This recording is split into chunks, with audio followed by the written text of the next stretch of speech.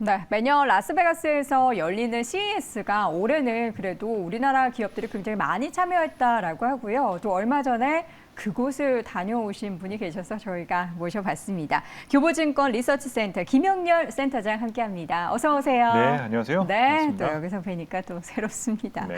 자, 우리 센터장님께서 CES를 직접 다녀오셨어요. 네. 굉장히 어깨품, 발품 파시면서 다 둘러보셨다고 하는데 딱 가보셨을 때 올해 혹은 앞으로의 IT 키워드는 이거겠구나 싶었던 게 혹시 있으셨나요? 솔직히 말씀드리면 혁신은 없었다. 혁신이 없다. 네, 그리고 뭐 이미 많은 자료들이 공개가 되었는데요. 네. 여러 가지 뭐 사전적으로 이제 나왔던 키워드 등이 있었지 않습니까? 근데 사실 그게 뭐 얼마나 더 고도화되었는지 그리고 정말 이런 것까지 있었어라고 할 만한 아이템은 네. 조금은 부족하지 않았느냐라는 생각이 들어요. 그래서 아무래도 제가 산업 담당 애널리스트가 아니다 보니까 어떤 기술적인 부분에 대해서 제가 언급드리는 것은 조금 결례일 부분일 것 같고 네. 오히려 저는 이제 탑다운 관점에서 이번 CES에서 얻을 수 있는 키워드를 한 3가지 정도 정리를 했습니다. 네. 그래서 사실 자료는 제가 내일 나올 예정이라 미리 그냥 저희 예고편인가요? 키워드에 대해서만 잠깐 설명을 드리면 첫 번째는 위드 코로나, 위드아웃 차이나. 가 첫 번째입니다. 그래서 뭐 이미 위드 코로나에 대해서는 미국은 어느 정도 적응이 되어 있는 상태인데 CES에서 중국을 발견하는 것이 어려웠었다라는 거죠. 물론 무역 전쟁과 그리고 중국에 대한 제재의 영향들 그리고 중국의 제로 코로나 정책에 대한 영향 등이 있어 왔지만 어느덧 세계 경제는 중국에 대한 의존도를 최대한 낮추고 중국과 거리를 두는 거에 대해서 익숙해졌다라는 것이 이번 가전수에서 제가 보는 가장 첫 번째 키워드였었던 것 같습니다. 두 번째는 신자유주의라고 말씀을 드릴 수 있을 것 같은데요. 이건 또 생뚱맞게 무슨 소리냐라고 하실 수 있습니다. 근데 사실 우리가 CES를 방문하게 되면 혁신이라는 것을 우리가 찾게 되죠. 근데 혁신이라는 것은 주로 기업이 주체가 되어서 수행하는 활동입니다. 그리고 이 혁신을 통해서 이윤을 크게 남기기 위한 하나의 방향을 우리가 읽기 위해서 느껴볼 수 있었는데 이번에 CTA에서 대주제로 얘기했었던 것이 휴먼 시큐리티입니다. 휴먼 시큐리티요? 네, 인간의 안보. 그러니까 우리가 지금 다루는 여러 기술에 대한 방향 등이 기업의 이윤을 위해서 활용돼야 될 것이 아니라 인간의 안전의 본연의 목적을 가지고 지향되어야만 한다라는 것들을 다뤘다라는 거예요. 그 안전에는 굉장히 다양한 의미가 있을 것 그렇습니다. 같아요. 뭐 경제적이거나 뭐 헬스케어라든지 이런 것뿐만이 그렇고. 아니라 인간 본연의 권리, 어떤 정치적 성향, 다양한 요소 등이 적용이 되면서 이제는 집단주의 관점으로의 세계 경제를 우리가 바라볼 부분이 아니라 개인을 중심으로 오히려 혁신적인 아이디어가 개인에게서 나올 수도 있다라는 것들이 가장 좀 차이점이다라 볼 수가 있고 왜 이 점에 대한 부분 등을 말씀을 드리냐면 우리가 그동안 무역 전쟁이다, 미중 전쟁이다, 패권 전쟁이다, 기술 전쟁이다 라는 것들을 많이 써왔지 않습니까? 이런 수위 등이 점진적으로 약화될 가능성이 있다라는 겁니다. 그래서 두 번째 키워드는 바로 그 점에 대해서 말씀을 드렸고요. 마지막으로 꼽은 키워드는 바로 면역력입니다. 면역력? 그래서 우리는 뭐 이미 완전 면역 체제에 다가서지 않았느냐라고 생각이 들어서 코로나와 관련된 얘기인가라고 하실 수 있을 텐데 조금 전에 말씀드린 면역력이라는 것은 경제 주체의 침체에 대한 면역력.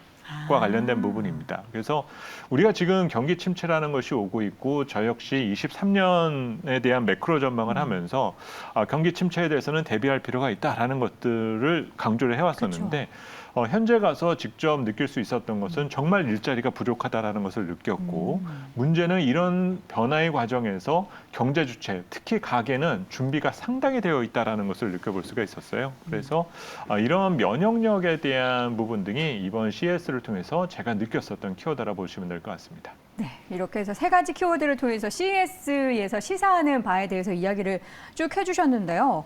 우리나라 뭐 4대 기업이라고 할 수 있는데 이들 기업도 나가서 뭔가를 전시를 하고 보여줬단 말이죠. 여기에서 뭔가 공통점이 있구나 혹은 이렇게 혁신은 없었다라고 하지만 이런 점은 좀 새로웠네 하는 거 혹시 있으셨을까요? 네, 가장 달랐었던 부분이라면 앞서 잠깐 말씀드렸었던 중국의 빈자리를 차지하기 위한 우리 기업들의 선제적 대응 등이 가장 주목될 만한 부분이었었는데요. 특히 뭐 삼성과 LG는 전통적으로 가장 큰 부스에 가장 많은 공간을 할애해서 네. 여러 가지 제품 전시들을 내놓았기 때문에 특별함이 있지는 않았습니다. 네. 하지만 이번에 새롭게 참여한 SK라든가 롯데, SOL 등과 같은 다양한 기업들이 이번 CES에 참여하면서 그동안에 중국이 담당해왔었던 부분 등을 우리도 할 수 있다라는 것들을 천명하는 내용들을 많이 내놓았었는데요. 네. 당장 제시할 만한 결과나 성과가 없다라고 하더라도 이들 기업들이 결국 중국의 빈자리를 차지하기 위한 그 수위와 노력을 보여주었었다는 점에 있어서 네.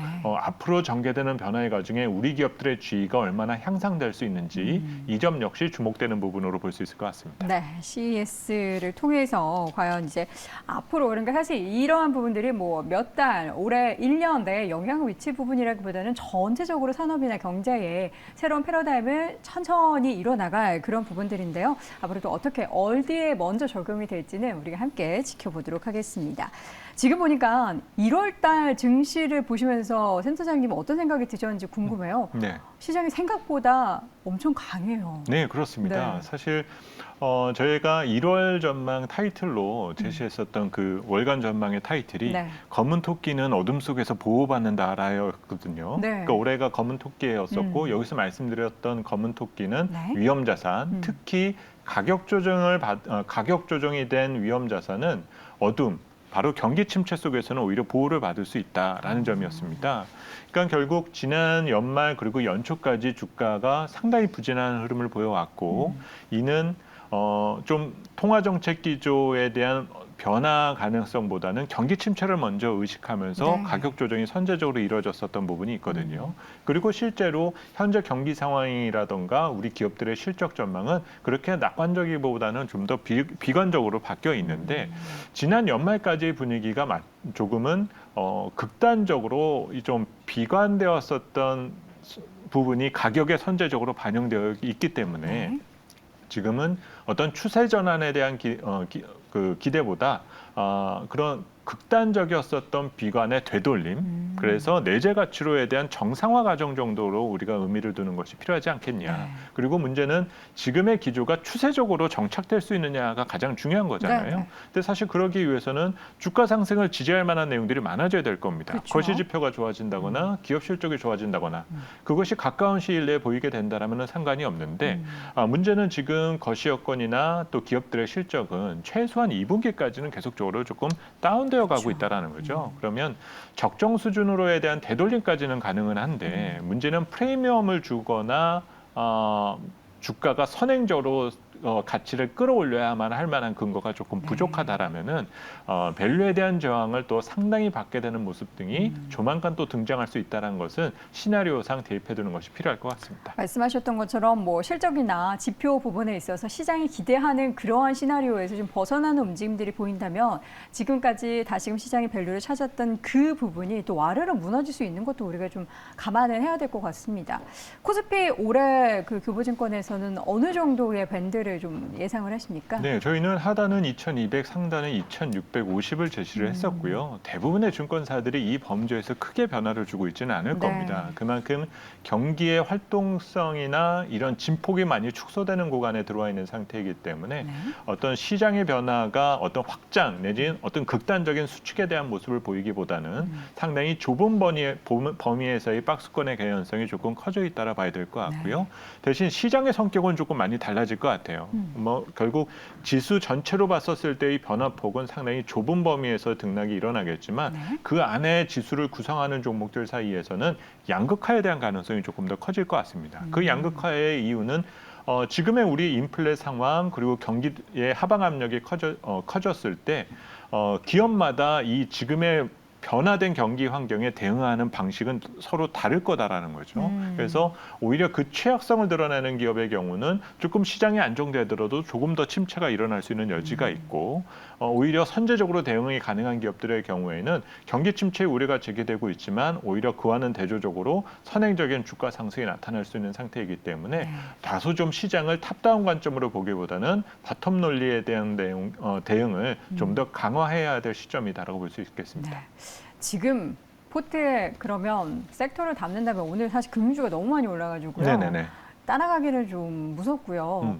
좀 시장을 대응하는 관점 속에서 리서치센터 안에서는 어떤 섹터를 좀 상반기에 거론을 하고 있는지 궁금합니다. 네, 우선은 조금 전 말씀하셨던 것처럼 올랐으니까 겁난다라는 표현을 하시지 않습니까? 네. 하지만 지금 상황이 양극화의 기본 틀을 갖고 있다라면은 그 기조 자체는 당분간 바뀌지 않을 거다라는 거죠. 네. 그리고 또 물론 그 변화의 시점이 왔었을 때는 주도하는 어떤 은행주라던가 이런 것의 변화가 감지되었을 때 이 바톤을 받아줄 바텀 논리가 강한 다른 업종이 그때부터 순환적으로 그 움직임이 나타날 바톤을 수 이어받을 있다. 가능성 자체가 있다라는 거죠. 네. 문제는 그 바톤이 이어받는 모습이 등장하기 전까지는 현 추세에 대해서 순응하는 부분 등이 중요하지 오히려 그 손바뀜을 미리 선행적으로 대치를 한다라고 했었을 때는 오히려 시장과의 호흡이나 템포를 역으로 갈 수 있는 여지 등이 있다는 점에서 네. 뭐 시장에 대한 대응을 가져가는 것이 좀 더 필요한 부분일 것 같습니다. 알겠습니다.